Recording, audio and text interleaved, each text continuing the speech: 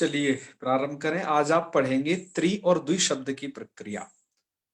ओम सदाशिव समारंभां शंकराचार्य मध्यमाम् अस्मदाचार्य पर्यन्तां वंदे गुरु परंपराम्। वाक्यकारं वररुचिं भाष्यकारं पतंजलिं पाणिनिं सूत्रकारं च प्रणतोस्मि मुनित्रयम्। मित्राणि सर्वेभ्यो नमो नमः। मित्रों, आज हम पढ़ने जा रहे हैं द्वि शब्द और त्रि शब्द की प्रक्रिया को। तो आज हम उसमें सबसे पहले पढ़ेंगे त्रि शब्द को।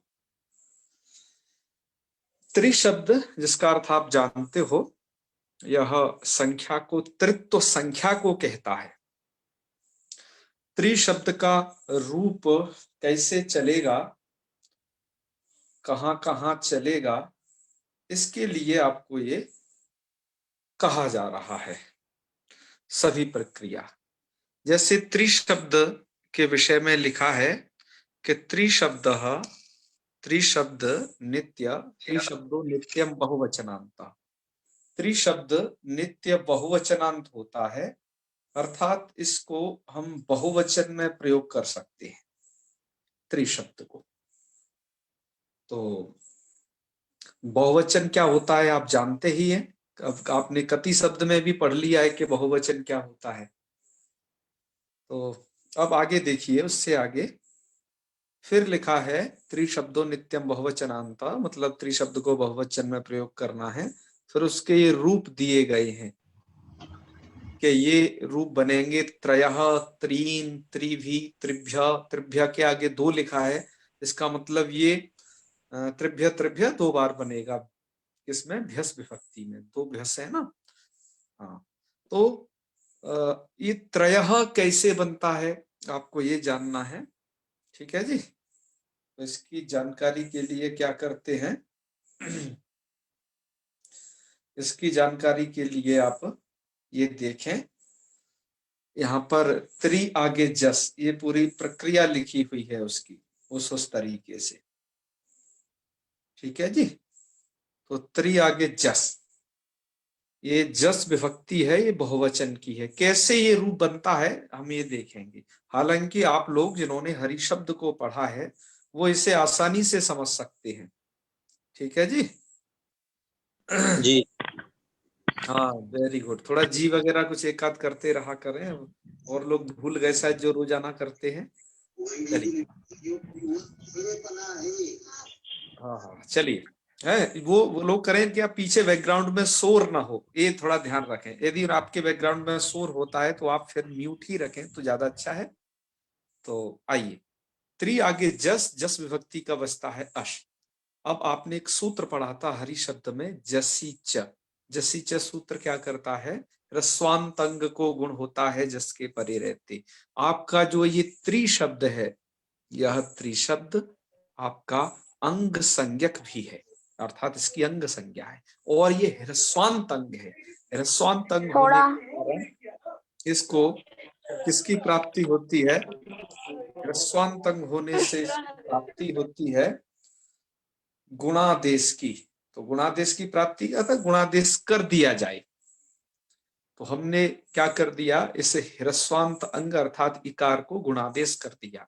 यहाँ पर जो गुण आदेश है वो आदगुणा की तरह नहीं है कि दो के स्थान पर एक वर्ण बैठेगा, बल्कि यहाँ का जो गुणादेश होता है जसीचा द्वारा, वो ऐसा है कि एक के स्थान पर एक वर्ण बैठ जाता है, क्योंकि यह गुणादेश एक पूर्व प्रयोग के अंतर्गत नहीं है। तो ई को गुण क्या होगा? ई का है तालु, और ई को यदि गुण करना है तो अ ए ओ, ये तीन है गुण आपके पास। इसमें से तालु ए दई तो कंठ तालु, इसी का कुछ तालु मिलता है ए का, अतः ई के स्थान पर ए बैठ जाएगी। तो स्थिति बन जाएगी आपकी त्रे और अस। ये स्थिति बन गई गुण करने के बाद। त्रे अस ये बन गया। सभी पूर्ववत प्रक्रिया है। आपको यहां पर करना है अयादेश। अयादेश के लिए आपके पास सूत्र है, आपने पहले पढ़ा था, एचो वायावा। तो एचों को अयवायावादेश हो जाते हैं, अच परे हो। तो त्रे के ए के बाद जस का जो अस बचा वो परे है, इसलिए क्या हो जाएगा, अय आदेश हो जाएगा। तो स्थिति बन जाएगी त्र अय अस, अय आदेश हो गए, हो चुका है। अब ये बन जाएगा त्रयस और रुत्व विसर्ग, मतलब आपको कि सिर्फ रुत्व विसर्ग कर देना है, तो रूप बन जाएगा आपका त्रयः, जो कि आप प्रथमा के बहुवचन में देख रहे हैं, है ना। इसके बाद आपका दूसरा रूप है सस, क्योंकि अब जस के बाद सस विभक्ति आएगी, बहुवचन बहुवचन तो चलाने हैं इसके, तो सस विभक्ति में देख लीजिए, त्रि आगे सस विभक्ति है, इसके बाद सस का बचता है अस, त्रि अस। अब यहाँ पर भी गुणादि तो प्राप्त नहीं होंगे, क्योंकि वो तो जस विभक्ति में ही होते हैं। यहाँ तो प्रथम पुरुष सवर्ण दीर्घ है, ये सूत्र है। वो क्या कर देता है, जैसे आपने वहां पर बनाया था ना हरि शब्द में हरीन, ऐसे ही यहाँ पर क्या बना लेना है आपको, त्रीन, हरि की तरह। और हरि का जैसे आपने हरया बनाया था, उसकी तरह आपने त्रयः तो बना दिया है।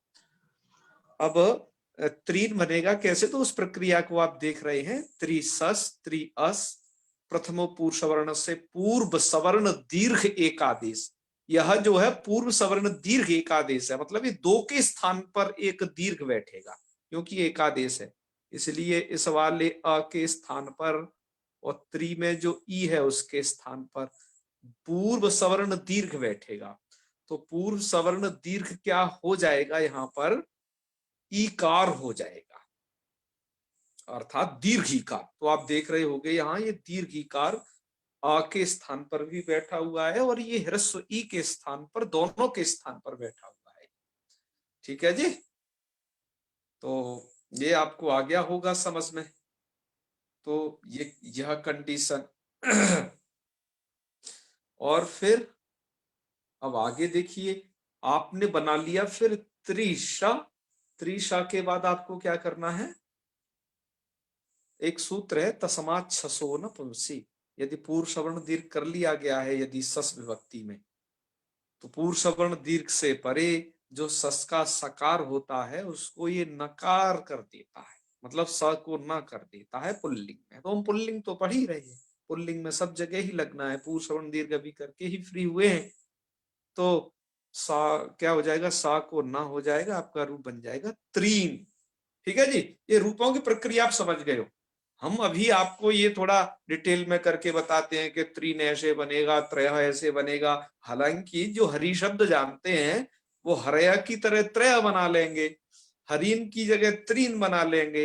ये हम द्वारा से इसलिए बताते हैं क्योंकि आप किताब खोल के द्वारा नहीं देखते हो, अतः हम यह प्रयास करते हैं कि एक बार आपकी पुनरावृत्ति हो जाए, फिर से भूलो नहीं, क्योंकि आगे चलने पर हम प्रक्रिया को फिर इतना नहीं बताएंगे, फिर बस थोड़ी मुख्य बात पर ही फोकस करेंगे।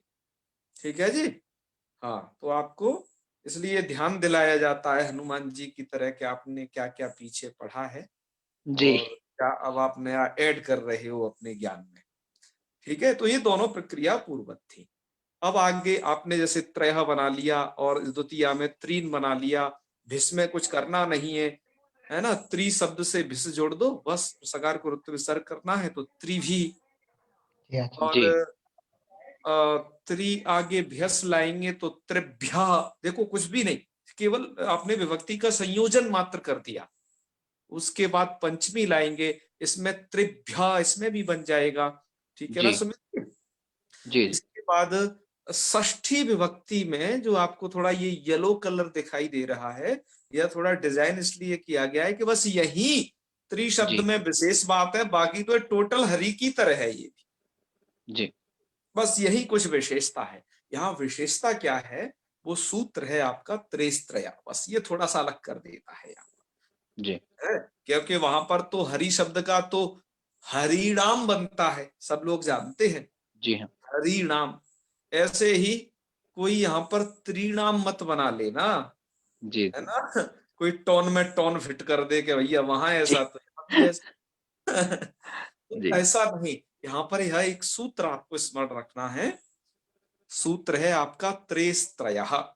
जी। त्रेस्त्रयः क्या कहता है, अरे महादेव तो है ही, लेकिन अब आप लोग कहाँ त्रि शब्द को त्रयादेश, ठीक है, तो त्रि जी शब्द को त्रयादेश कर दिया गया। त्रयादेश करने के बाद हमारी स्थिति बन जाएगी, देखो त्रि आम ये स्थिति है ना, त्रिस त्रय जी से त्रि शब्द को त्रयादेश होता है, आम विभक्ति के परे रहते, आम जी विभक्ति के परे रहते त्रयादेश कर दिया गया, स्थिति बन गई त्रय आम, त्रि जी को त्रय। आपको सबसे पहला क्या करना है, यहाँ पर त्रि को त्रयादेश करना है, ट्राई करना है। जी इस स्टेप को बस याद रखना, ठीक है।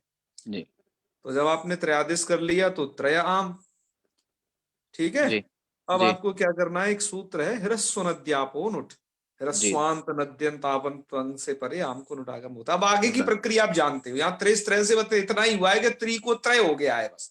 जी हाँ आगे की प्रक्रिया टोटल आपको पता है, वो क्या है। अब आप नुट करिए, नुट जी करेंगे तो त्रय नुट आम, और नुट का ना बचता है, ये पूरी दुनिया जानती है। जी जी तो त्रय नुट के ना को भैया वो आम में जोड़ देंगे तो वो नाम बन जाएगा, ठीक है। जी और फिर स्थिति बन जाएगी आपकी त्रय नाम, ये जी स्थिति बनेगी।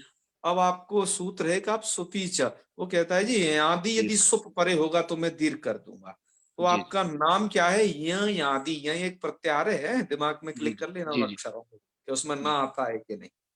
जी तो यह आदि सुप है, अजंत अंग को आपने दीर्घ, अदंत को कहता है वो, अदंत अंग को आपने दीर्घ कर दिया। सुपीच से भी दीर्घ कर सकते हो, जी लेकिन मुझे यहाँ सुपीचा की बजाय नामी लिखना चाहिए था, क्योंकि नामी स्पेशली नाम के लिए ही बना हुआ है। अजंत अंग को अजंत अंग को दीर्घ करता है, नाम के परे रहते। जी तो यहाँ पर आप क्या करिएगा, सुपीचा की बजाय नामी दीर्घ करना ज्यादा उचित है, ठीक है। जी तो आप यहाँ नामी दीर्घ, ये दीर्घ है तो आप यहाँ नामी सूत्र को ये स्मरण करिए, इसको यहाँ से डिलीट कर हटा दीजिए, हैं। जी ये जी बाई मिस्टेक लिख गया है। हालांकि दीर्घ इससे होने में आपत्ति नहीं है, लेकिन एक व्याकरण की जो प्रक्रिया है जिसे आप पहले पढ़ाए हो वो गड़बड़ा जाएगी। जी जी यहाँ पर तो आप सुपीचा दीर्घ करें, नामी दीर्घ करें, कोई दिक्कत नहीं होने वाली है, वो अग्रिम जी प्रयोगों के लिए है। तो जी प्रकरण की शुद्धि के लिए आवश्यक है, प्रक्रिया की शुद्धि के लिए आवश्यक है, तो आप यहाँ नामी दीर्घ करें। तो सुपीचा की जगह नामी मान लें। नामी दीर्घ, हाँ, यस यस, जी जी है ना। हाँ हाँ, न्याय्यत्वा दीर्घ, हालांकि दोनों के दीर्घ में कोई अंतर नहीं, दोनों ही दीर्घ कर सकते हैं, लेकिन यहाँ आप जी नामी से दीर्घ करें तो बेस्ट है, ऐसा प्रक्रिया यह कहती है, ठीक है, ग्रंथ जी की। जी चलिए आपने दीर्घ कर लिया, तो स्थिति बन जाएगी त्रया नाम, और जी तो करना तो जानते ही, अटकुपांगनम विवाह पी से रूप बन जी जाएगा त्रयाणाम। ये जो प्रयाम प्रक्रिया भी आपने देखी, इसे ठीक से अवगम कर लेना कि पहले आपको त्रयादेश, फिर नुट, फिर नामी दीर्घ, दीर्घ और फिर णत्व, जी तो ये त्रयाणाम बन जाएगा, जी ठीक है। जी और त्रि आगे सुप, और त्रिशु, इसमें तो कोई दिक्कत ही नहीं है। मैं जी यहाँ संबोधन लिख नहीं रहा हूं, क्योंकि संबोधन ग्रंथ और टीकाकारों ने लिखे हैं, पर इसके संबोधन का प्रयोग नहीं होता है, अतः हम जी संबोधन को यहाँ संख्यावाचकों में छोड़ दे रहे हैं थोड़ा, है ना। जी हाँ जी जी बिल्कुल तो आप ये समझ गए होंगे पूरी प्रक्रिया, तो बस इसमें एक ही बात थी, त्रि को आप त्रयादेश करें और आम विभक्ति के परे रहते हो, एक ही बात याद जी रखें।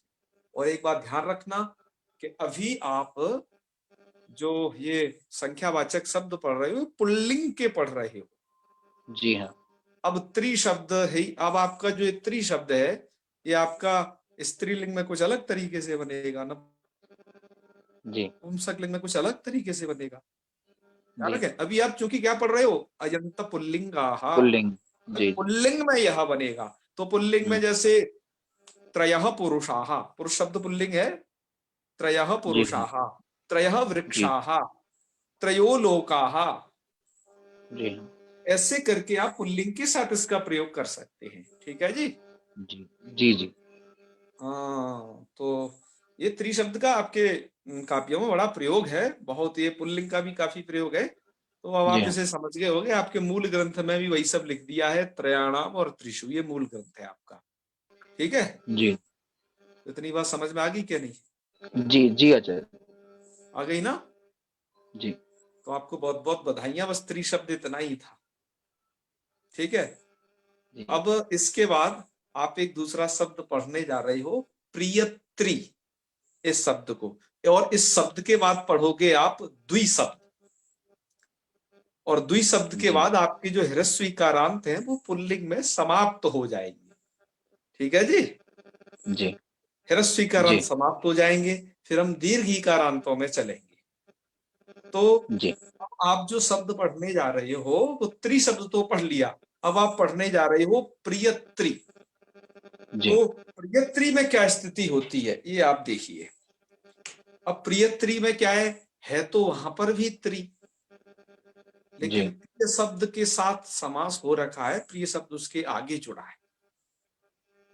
जी प्रियत्री, प्रियत्री का अर्थ क्या होता है कि प्रिय, या बहुवचन कर दीजिए, प्रियाः त्रयोः यस्य जी च यस्य स, प्यारे हैं तीन तीनों। जिसको। जी ये ऐसा बहुब्रीहि समास है, प्यारे हैं तीन जिसको, ये बहुब्रीहि समास है यहाँ पर। जी ठीक है जी। जी हाँ, आप एक बात और जानते हो कि जो समास होते हैं ना, समासों में अपने अपने पदों के अर्थों की भी प्रधानता होती है। जी जैसे आप जानते हो कि अव्ययीभाव जो समास है वो पूर्व पदार्थ प्रधान होता है, जी हाँ। आपका जो तत्पुरुष समास है वो उत्तर पदार्थ प्रधान होता है। जी हाँ। ठीक है जी। ऐसे ही जो बहुब्रीहि समास है वो अन्य पद के अर्थ की प्रधानता होती है उसमें, जी क्योंकि जी समास में दो या दो से अधिक पदों में के बीच में समास होता है। जी तो वो जो दो पद होते हैं, अव्ययीभाव में पहला वाला प्रधान रहेगा, तत्पुरुष में जी उत्तर उत्तर पद प्रधान रहेगा, मतलब बाद वाला जो पद है वो। जी ठीक है जी। और तत्पुरुष और उसमें बहुब्रीहि। बहुब्रीहि समास में ना तो जी पूर्व वाला प्रधान रहेगा ना ना उत्तर वाला उत्तर। प्रधान रहेगा, बल्कि अन्य इन पद दोनों शब्दों से जो जी ये दो शब्द जिस तीसरे अर्थ को निकाल रहे हैं, तीसरे अर्थ को द्योतित कर रहे हैं, वो जी प्रधान रहे। ये आप जी समास की प्रक्रिया को अच्छे तरीके से जानते हैं। जी ठीक है। जी अब आपका चूंकि प्रियत्री शब्द ऐसा ही है, देखो प्रियत्री शब्द के रूप कैसे चलेंगे, क्योंकि इसमें जी त्रिशब्द जुड़ा हुआ है और प्रिय भी जुड़ा हुआ है। जी तो अब तो प्रियत्री के रूप क्या हम त्रिशब्द की तरह चलाएं? तो त्रिशब्द की चलाएं चलाएं तो ये तो बहुवचनांत होना चाहिए भी नित्य, लेकिन जी ऐसा नहीं है। प्रियत्री के विषय में क्या क्या बात है ये आप अभी सब समझने वाले हो। ठीक है। जी चलिए अब आप तैयार हो जाइए प्रियत्री के लिए, आज एक विशेष व्याख्यान की आवश्यकता है और वो जी आप लोगों के सम्मुख ये प्रस्तुत है। आपके ग्रंथ में यह जो जब आपने ये पढ़ा है ना, ये सूत्र त्रेसत्रयः, इस त्रेसत्रयः के नीचे कुछ पंक्ति दी हुई है, आपने गौर किया हो तो नीचे एक पंक्ति दी है, ये तो हमने यहाँ लिखी है, ये गौणत्वेपि करके ये वाली पंक्ति, गौणत्वेपि नीचे लिखी है, त्रयादेशो गौणत्वेपि प्रियत्याणाम, ये लिखा है आपके ग्रंथ में। तो हमने थोड़ा सा बीच में वहां जोड़ दिया है त्रयादेशो भवति, गौणत्वेपि प्रियत्रियाणाम, इन दोनों के बीच में लिख दिया है त्रयादेशो भवति, मतलब उसकी संगति लगाने के लिए लिख दिया है। तो क्या है पूरी कंडीशन आप ये समझिएगा। श्याम सुंदर जी जुड़े हैं कि नहीं आज? हाँ जी, श्याम सुंदर जी जुड़े हैं। बालकृष्ण जी आप हैं? जी गुरुदेव, गुरुजी प्रणाम। हाँ महादेव, कहाँ हो तुम? गुरुजी इधर ही हूँ। रूम पर अपने? जी जी जी। अच्छा, देहरादूनम? हाँ हाँ देहरादून में। अरे वाह वाह वाह। तो चलिए अब आप थोड़ा हूँ हाँ आप भी बीच में करते रहा करिए, एक आध दो लोग हैं, जी जी गुरु। इससे लगता है कि हाथ कुछ चल रहा है। बिल्कुल। तो हम आपको ये बताना चाहते हैं कि आपके ये त्रिस्त्रयः जो सूत्र है उसमें एक पंक्ति लिखी, जी और वो पंक्ति क्या है? गौणत्वेपि प्रियत्रियाणाम, ये पंक्ति है। जी गौणत्वेपि प्रियत्रियाणाम, ये पंक्ति है, और उसकी आप जो ये सब देख रहे हो ना, ये उसी की व्याख्या है, जी इस पंक्ति की व्याख्या। हम आपको समझाएंगे भी और आपके सम्मुख लिखा है, इसे पढ़ते हुए सुनाएंगे भी तो आपकी समझ में भी आ जाएगा, इसलिए लिख दिया हमने ये सब। हम चाहते तो इसको बोल के भी काम चला देते, लेकिन कुछ चीजें मिस हो जाती बोलने से, अतः हमने इसको लिखना उचित समझा। तो देखो क्या बात है, पूरी वो बात सुन लीजिए। बात यहां से स्टार्ट है आपकी, अत्रेदम ज्ञातव्यम। यहां प्रियत्री शब्द के विषय में ये बात जान लेनी चाहिए। उसमें एक बात लिखा है गौणत्वेपि प्रियत्रियाणाम। तो गौणत्वेपि का मतलब ये गौण क्या होता है, आप देख रहे हो ना, गौणत्वेपि ऐसा एक शब्द लिखा हुआ है, गौणत्वेपि प्रियत्रिया। तो जी ये गौण क्या होता है, इस गौण को हमने इधर लिखा है गीता प्रेस पुस्तक के आधार पर। यहां पर लिखा है कि स्वार्थम परित्यज्य परार्थावलंबनम गौणत्वम। वहां पर शायद यह पाठ है स्वार्थम उत्सृज्य परार्थावलंबनम गौणत्वम। स्वार्थम अर्थात जो अपने अर्थ को छोड़ करके, परार्थावलंबनम दूसरे अर्थ का अवलंबन कर लेता है, वो गौण कहलाता है। गौण का मतलब क्या होता है, जो अपने अर्थ को छोड़ करके दूसरे के अर्थ का अवलंबन कर लेता है, वो गौण कहलाता है। अब यहां पर क्या स्थिति है वर्तमान में, उसको हम घटा करके बताते हैं, ठीक है। यहां पर जो आप प्रियत्री शब्द पढ़ रहे हो, ध्यान रखना आपका जो मूल शब्द क्या है, प्रियत्री, इसको गौर कर लेना। यहां पर जो हमने दिया हुआ है इसके बारे में आप पढ़ रहे हो। यथा, यथा लिखा है कि प्रियत्री इत्यत्र त्रि शब्द स्वार्थम। प्रियत्री में जो त्रि शब्द है वो स्वार्थम, तो उसका अर्थ क्या होता है, त्रि का तो अर्थ होता है त्रित्वर्थम। परित्यज्य जो इसमें था ना, परित्यज्य, परित्यज्य का अर्थ किया है त्यक्त्वा। अर्थात जो अपने, जैसे प्रियत्री है, प्रियत्री में क्या किया, प्रियत्री में बहुब्रीहि समास है। बहुब्रीहि समास होने से प्रियत्री में जो त्रि शब्द है वो अपने अर्थ को नहीं कह रहा है, क्योंकि समास में वो अन्य पद के अर्थ को कह रहा है, वहां पर तृत्व संख्या को नहीं कह रहा है, बल्कि वो एक ऐसे व्यक्ति को कह रहा है जिसको तीन प्रिय है, मतलब तीन चीजें कोई उसको प्रिय है, या तो तीन पुरुष प्रिय है, या फिर तीन वृक्ष प्रिय है, मतलब कोई तीन चीज उसको प्रिय है, ऐसे उस पुरुष के लिए ये कह रहा है, न कि तृत्व संख्या को ये बता रहा है। तो इसलिए क्या लिखा है यहां पर, ध्यान देंगे इन सभी शब्दों पर, एक एक शब्द पर ध्यान देंगे कि प्रियत्री इत्यत्र त्रि शब्द स्वार्थम अर्थात तृत्वर्थम त्यक्त्वा। क्यों छोड़ता है वो, कि बहुब्रीहि समास अवसात समास वृत्तौ। बहुब्रीहि समास के कारण, समास वृत्ति होने के कारण वो अपने अर्थ को छोड़ देता है। आपने देखा होगा कि पीतम क्या है, एक कोई उसका उदाहरण ले लेते हैं, है ना, पीताम्बरा ले लीजिए आप, जो है नीलकंठ। हाँ हाँ, नीलकंठ ले लीजिए।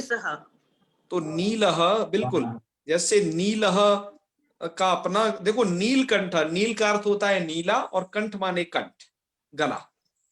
तो यहां पर नीलकंठ में नील भी अपने अर्थ को छोड़ता है, कंठ भी अपने को अर्थ को छोड़ करके एक तीसरे नए अर्थ का अवलंबन करते हैं कि नील हा है कंठ जिसका ऐसा वह पुरुष, ऐसे वो भगवान उनके लिए, उन महादेव के लिए कहता है नीलकंठ। अब नीलकंठ में नील और कंठ के अर्थ नहीं है, मतलब इन्होंने अब ये अब नीलकंठ शब्द महादेव के बता रहा है, बता रही ना समझ में। इसी तरीके से अब प्रियत्री में त्रि शब्द वो नहीं है जो आप अभी त्रि शब्द के रूप चला के आए हो, अब तो त्रि शब्द इसका अर्थ नहीं रहा, अब तो यहाँ पर त्रि शब्द का अर्थ क्या हो गया है, त्रि शब्द का अर्थ हो गया है गौण, गौण हो गया है ना। क्यों, क्योंकि वो अपने अर्थ को छोड़ चुका है समास होने के कारण। तो खर की रेडियो जैसी आवाज आ रही है जी, कहां से, हाँ उसको न करें। तो क्या होगा, बहुब्रीहि समास वथात वो क्या करता है, परार्थावलंबनम, ये जो है ना उसका यहाँ पर अर्थ दिया हुआ है कि परार्थस्य, परार्थस्य। तो परार्थ क्या है, कि परार्थ ये कि प्रियाः त्रयः यस्य सः तादृशस्य कस्यचिद अन्य पुरुषस्य अर्थस्य अवलंबनम करोति। परार्थावलंबनत्वम का जो ये जो है सामान्य अर्थ किया है। जी आपने जो ये वाक्य पढ़ा ना, इसी का ये अर्थ चल रहा है। ये स्वार्थम परित्यज्य परार्थावलंबनम गौणत्वम, उसकी व्याख्या है ये। तो अन्य पुरुषस्य अर्थस्य अवलंबनम करोति, अतः प्रियत्री शब्द, वो प्रियत्री मध्ये त्रि शब्द, प्रियत्री के मध्य में जो त्रि शब्द आपको वो दिखाई दे रहा है वो गौण, गौण मतलब अप्रधाना वर्तते, उसकी प्रधानता नहीं है, बल्कि प्रधानता उस पुरुष की है जो प्रियत्री इन दोनों शब्दों से कहा जा रहा है। तो ना तो यहाँ त्रि शब्द प्रधान है ना, ये दोनों शब्द क्या है, गौण है। अब बात आपको आ गई होगी समझ में, प्रियत्री में त्रि शब्द गौण है, ये बात समझा दी। ये बात हम क्यों समझा रहे हैं तो वो आगे सुनिए, इसलिए समझा रहे हैं। अब आगे थोड़ा पैराग्राफ चेंज होता है। आगे ये है कि अस्मिन व्याकरण शास्त्रे तु, यह जो व्याकरण शास्त्र आप पढ़ रहे हैं इसमें एक न्याय है कि गौण मुख्ययो मुख्य कार्य संप्रत्यया, गौण और मुख्य इन दोनों में जब कार्य करने की बारी आए तो मुख्य कार्य संप्रत्यया, आपको मुख्य में कार्य करना चाहिए। अब मुख्य क्या होता है, यदि त्रि शब्द अकेला पढ़ा है तब तो वो मुख्य है, ठीक है, क्योंकि त्रित्व अर्थ को कह रहा है। और जब प्रिय त्रि में आया हुआ जो त्रि शब्द है वो गौण है। गौण का मतलब अप्रधान है, वो अपने अर्थ को नहीं कह रहा है, बल्कि वो तो एक समुदाय के है, अब वो तो अपने अर्थ को छोड़ चुका है। प्रियत्री का मतलब वहां तीन से कोई लेना देना नहीं, अब तो जो है प्यारी है, प्यारे हैं तीन जिसको, ऐसे उस अन्य पदार्थ अन्य पद के अर्थ के रूप में जो पुरुष उपस्थित है उसका ज्ञान करवा रहा है अब तो इसलिए क्या होता है, न्याय तो ये है आपके व्याकरण शास्त्र में जो गौण मुख्य न्याय है कि गौण और गौण मुख्य हो, मुख्य में ही कार्य होता है। तो अब क्या होना चाहिए, ध्यान रखिए, अब होना ये चाहिए कि आपका सूत्र है त्रैस्त्रया। त्रैस्त्रय सूत्र द्वारा क्या होता है, त्रि शब्द को त्रयादेश कहा गया है, ठीक है ना। किसको कहा गया है सुमित जी, त्रि शब्द को त्रयादेश कहा गया है। तो जब त्रि शब्द को त्रयादेश कहा गया है तो वो त्रि को ही होना चाहिए, फिर तो प्रिय त्रि को तो अब नहीं हो सकता है। क्यों, क्योंकि त्रि शब्द तो मुख्य है और प्रिय त्रि में जो त्रि शब्द है वो गौण है। गौण कैसे है भी आपने जान लिया, क्योंकि उसने अपने अर्थ को छोड़ दिया है। स्वार्थम परित्यज्य परार्थावलंबनत्वम गौणत्वम, उसने अपने अर्थ का परित्याग कर दिया, इसलिए वो गौण है, ठीक है जी।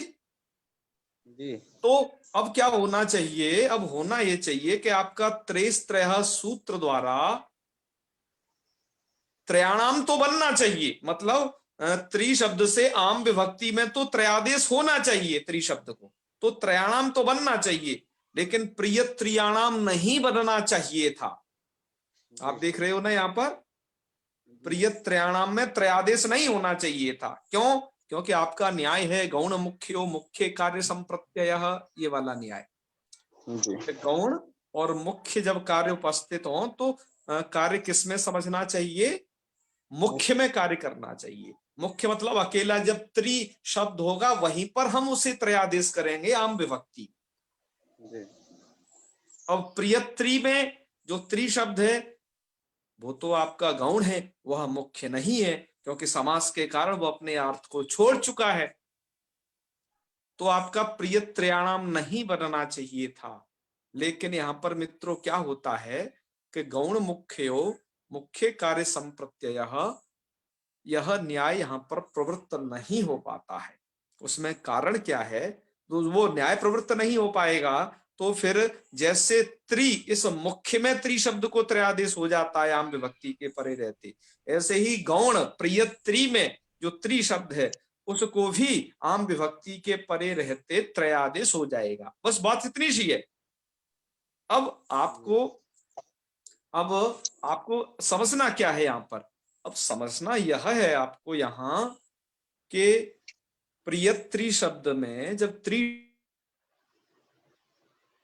शब्द गौण है तो गौण होने भी को त्रयादेश कैसे हो गया, अम विभक्ति के परे रहते, जी बल्कि यहाँ तो गौण मुख्य न्याय आना चाहिए, क्योंकि गौण मुख्य में जब कार्य प्राप्त हो तो वो मुख्य में ही कार्य होता है, गौण में नहीं होता है।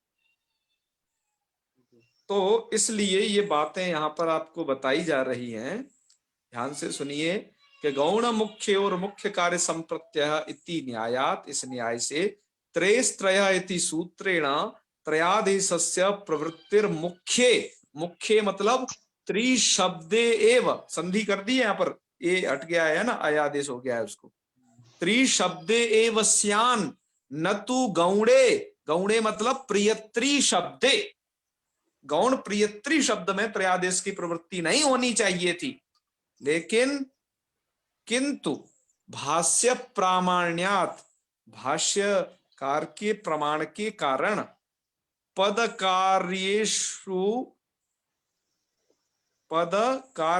एवास्य न्यायस्य प्रवृत्तिर्भवति।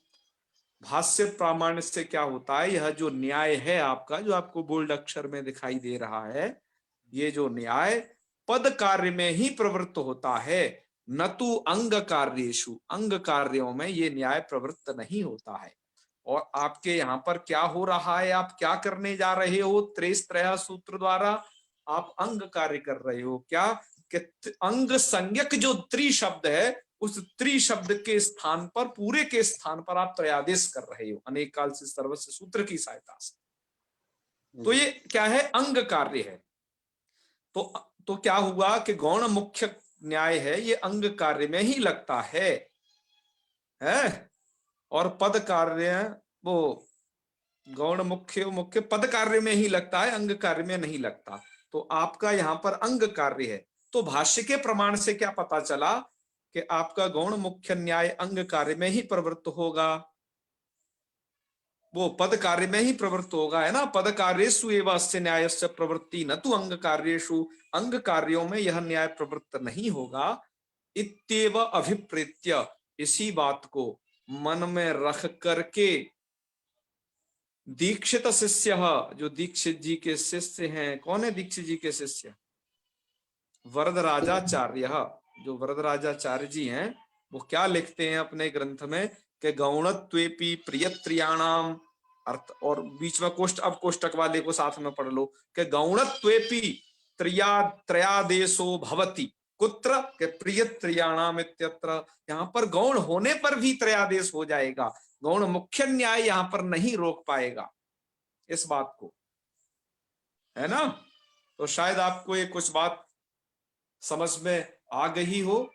ये बात बस इसीलिए बताई जा रही है कि गौण होने पर भी जब प्रियत्री में त्रि शब्द का अर्थ अपना प्रधान नहीं है, यहाँ तो अन्य पद प्रधान है क्योंकि ये बहुब्रीहि समास है, फिर भी यहाँ पर त्रि शब्द को त्रयादेश त्रयस्त्रय सूत्र द्वारा हो गया, हालांकि नहीं होना चाहिए था, क्योंकि आपका न्याय है गौण मुख्यो मुख्य कार्य संप्रत्यय। जब गौण और मुख्य में कार्य करना हो तो मुख्य जहां त्रि शब्द है, तो त्रि शब्द में तो अपनी अर्थ की प्रधानता है, तृत्व संख्या की, तो वहीं पर त्रयादेश होना चाहिए था। लेकिन प्रियत्रियाणाम में भी क्या हो जाता है, त्रयादेश हो जाता है त्रि शब्द को। क्यों? क्योंकि गौण मुख्य न्याय अंग कार्य में प्रवृत्त नहीं होता है, पद कार्य में ही प्रवृत्त होता है। तो इसलिए क्या हो जाएगा, जैसे मुख्य में त्रि शब्द में त्रयादेश होगा, ऐसे ही प्रियत्री, ऐसे गौण स्थल में भी त्रि शब्द को त्रयादेश हो जाएगा, तो प्रियत्रियाणाम रूप बन जाएगा। और बाकी जो इसके रूप है वो सब चलेंगे हरि शब्द की तरह। आप देख रहे हो ना, इसको छोड़ करके जो हमने येलो कलर कर दिया है ना, क्योंकि यहां पर त्रि शब्द को त्रयादेश हो गया है, बस इसी कारण से। बाकी और सभी जो इसके रूप कैसे चलेंगे, हरिवत चलेंगे। तो चला लेते हैं। प्रथमा देख लीजिए, प्रियत्री ही। अंकित जी है क्या? अंकित जी अभी दर्शन हुए थे अंकित जी के?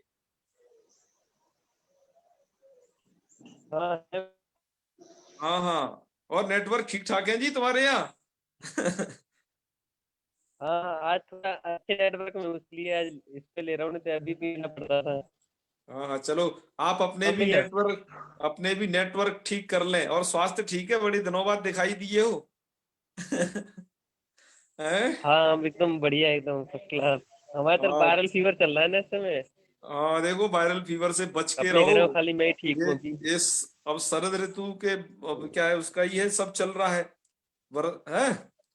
तो बताया जाता है वैद्यक शास्त्र में कि वैद्या हम्म। नाम शारदी माता, डॉक्टरों की जो माता है वो शरद ऋतु है। तो माता अपने पुत्र का ख्याल रखेगी तो डॉक्टरों के पास है ज्यादा से ज्यादा भीड़ होती है, लोग बीमार पड़ते हैं तो।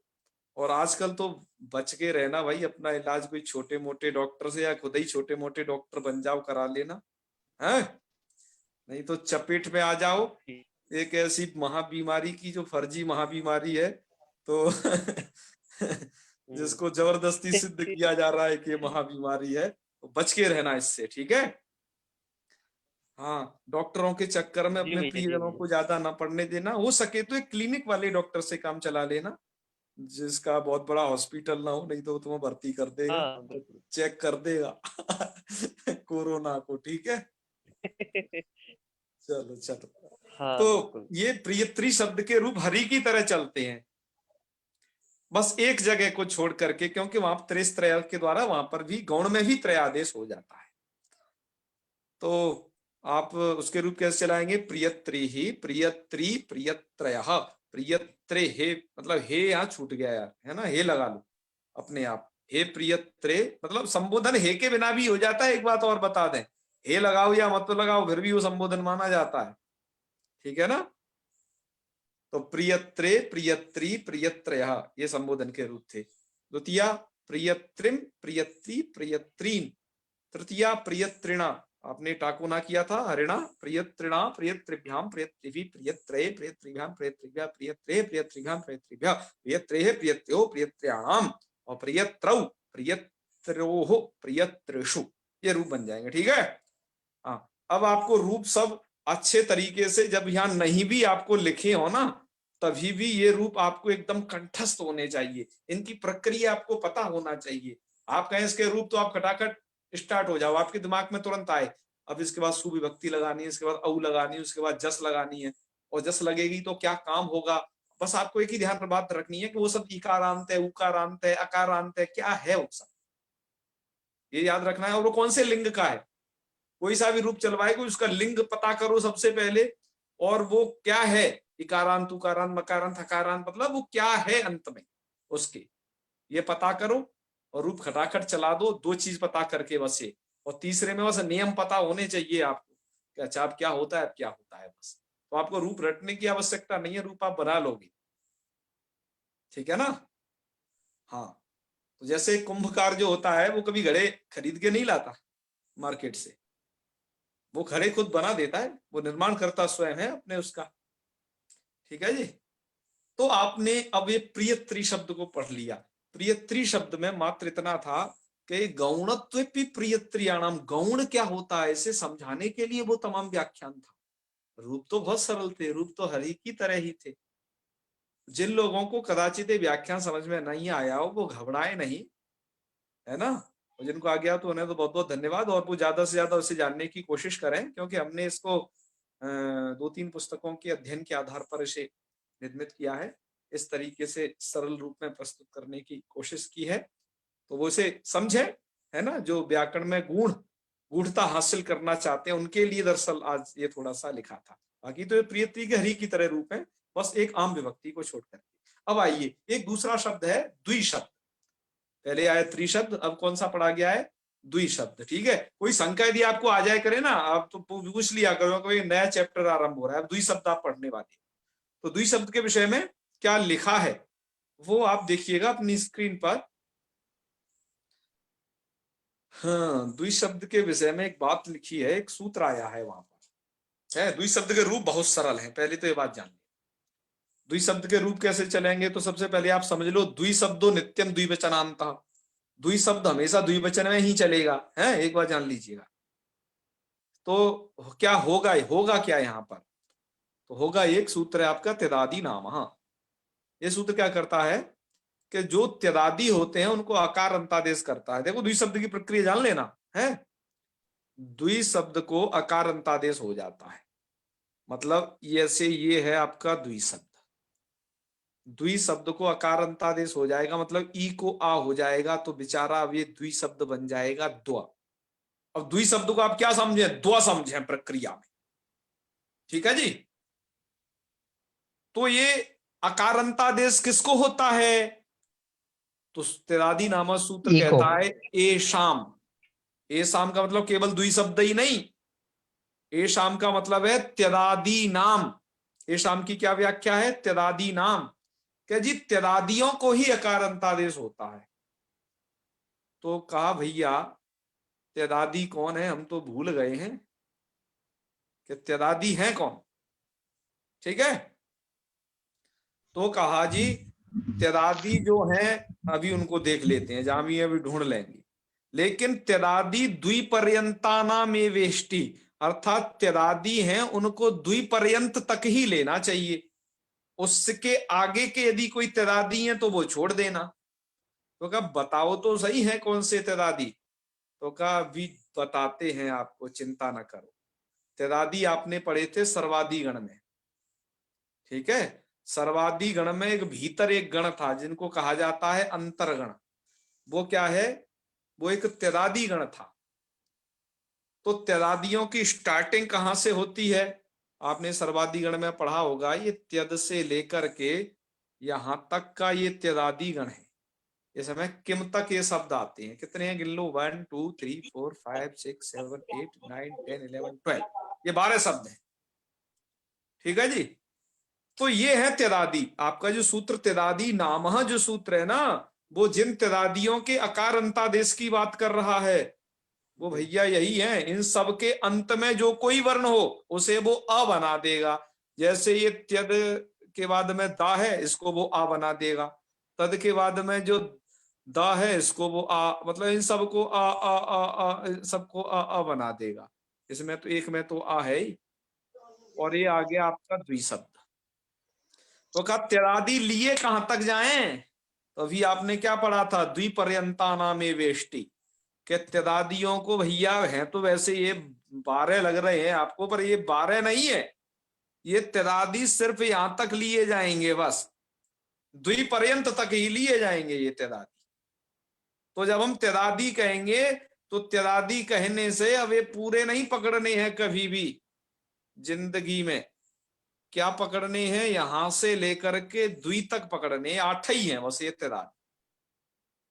तो जब हम कह रहे हैं कि त्रिरादियों को अकार अंतादेश हो, ये त्रिरादि नाम सूत्र ही तो कहता है त्रिरादि नाम अह, अर्थात त्रिरादि नाम अकार अंतादेश। तो त्रिरादियों को अकार अंतादेश हो तो भैया इन सबको अकार अंतादेश हो जाएगा। मतलब इनके अंत में जो कोई भी आया है वो अ में बदल जाना है। अब भैया द्वि के बाद में ई आई थी तो ये भी अ में बदल जाएगी। तो अब ये द्वि शब्द क्या बन जाएगा? द्व बन जाएगा, ठीक है। त्रिरादि आप समझ गए कहां थे आपके? याद आ गया होगा आप हनुमान जी को, है ना? जी चलो, तो ये थे आपके त्रिरादि।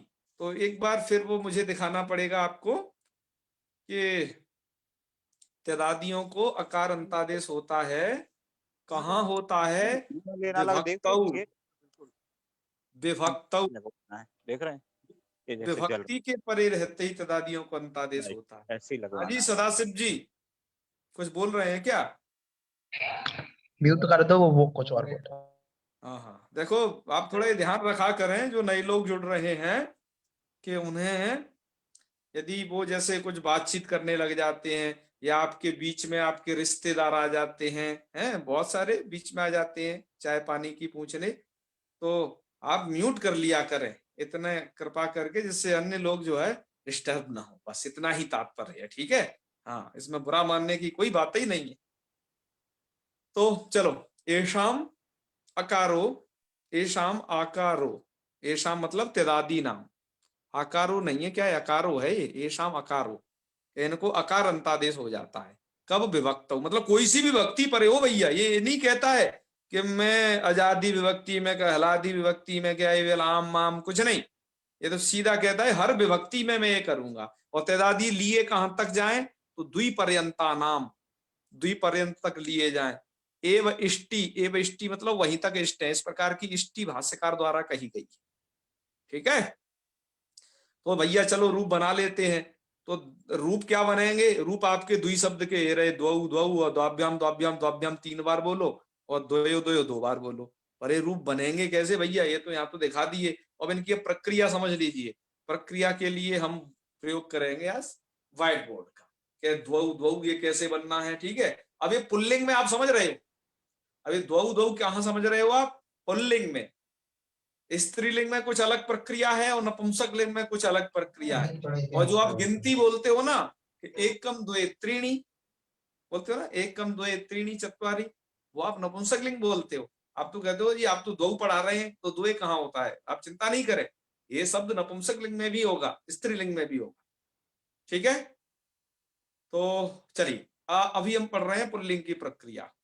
ठीक है, हाँ जी, चलिए। तो द्वि शब्द है ना, तो द्वि शब्द से आप ले आइएगा अविभक्ति। औ ले आए। अब क्या होगा? सूत्र है त्यदादि नाम अह, त्यदादियों को अकार अंतादेश होता है। तो क्या ये त्यदादि में आता है क्या द्वि? आपने भी देखा द्वि आता है, सबसे लास्ट में त्यदादि में यही है जहां तक ये लिया जा रहा है। ठीक है जी, जी अच्छा आता है। तो अकार अंतादेश हो जाएगा। अकार अंतादेश हो जाएगा मतलब जो द्वि है वो द्व बन जाएगा।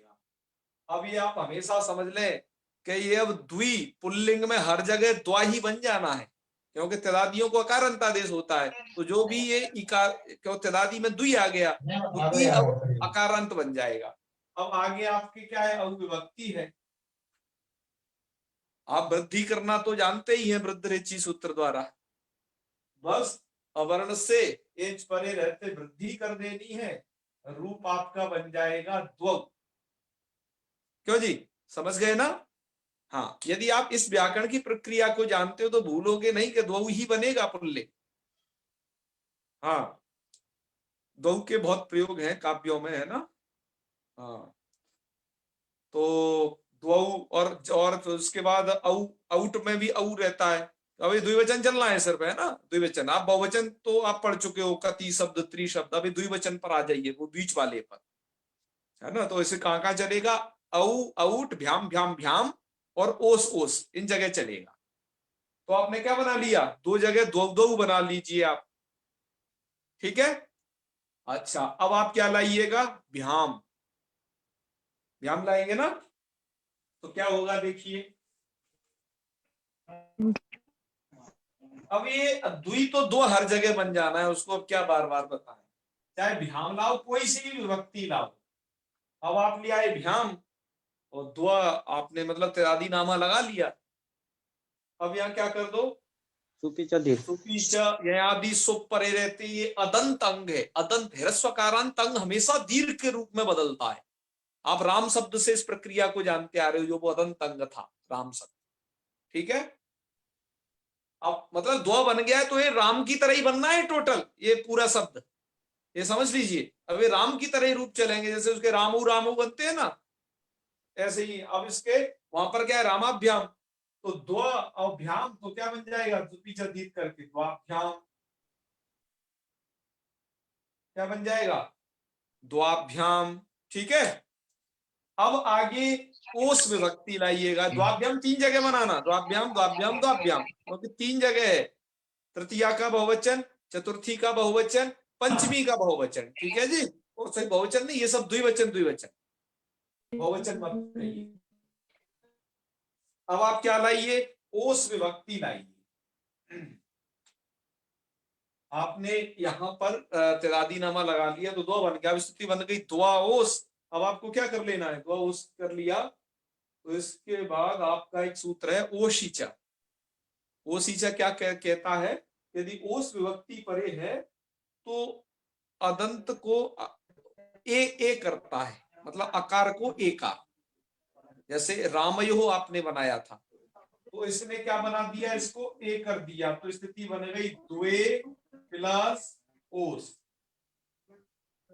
अब ए इधर है, ओ इधर अच परे है, तो एचो अयावह लग जाएगा। एचों को अयव आदेश होता है अच परे रहते, तो ए को अय आदेश कर दिया, स्थिति बन जाएगी द्वा अय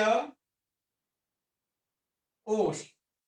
अब आप जब इसे मिलाएंगे ना, और सकार को विषय करना मत भूलना, तो जब आप मिलाएंगे तो ऐसे बनेगा द्व, पूरा हो गया, इधर मिल गया और या के बाद ओ है तो द्वयोः, साकार को रुत्व विसर्ग, तो द्वयो दो बार बना लेना, षष्ठी का द्विवचन और सप्तमी का द्विवचन, द्वयो द्वयोः। समझ गए? ये प्रक्रिया है पूरे द्विशब्द की। अब आपकी इकारांत रूप यहीं पर समाप्त होते हैं। अब कल से दीर्घ इकारांत चलेंगे। अब ये ह्रस्व इकारांत समाप्त हो गए ना, दीर्घ इकारांतों में आप पढ़ेंगे सबसे पहले पपी शब्द। हालांकि दीर्घ इकारांत शब्द स्त्रीलिंग में होते हैं, लेकिन पुल्लिंग में भी कुछ गिने चुने शब्द हैं, उनको भी आप पढ़ोगे। यदि इससे संदर्भ में यदि आपको कोई शंका हो वो आप पूछ सकते हैं। ठीक है जी।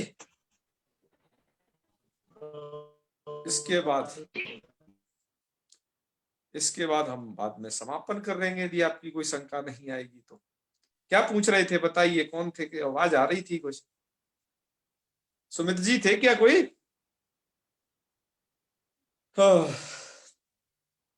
चलो हो गया जी, कुछ नहीं पूछना। जी अच्छा जी, हो गया।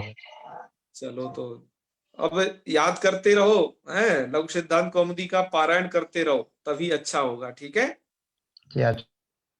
बिल्कुल बिल्कुल। चलिए तो फिर आज अब यही समापन कर लेते हैं, कल फिर जुड़ेंगे एक नए शब्द के साथ। चलिए, ओम सर्वे भवन्तु सुखिनः, सर्वे सन्तु निरामयाः, सर्वे भद्राणि पश्यन्तु, मा कश्चित् दुःखभाग् भवेत्। ओम शांति शांति शांति। सर्वेभ्यो नमो नमः। शुभ रात्रि। नमो नमः गुरुजी। प्रणाम बस।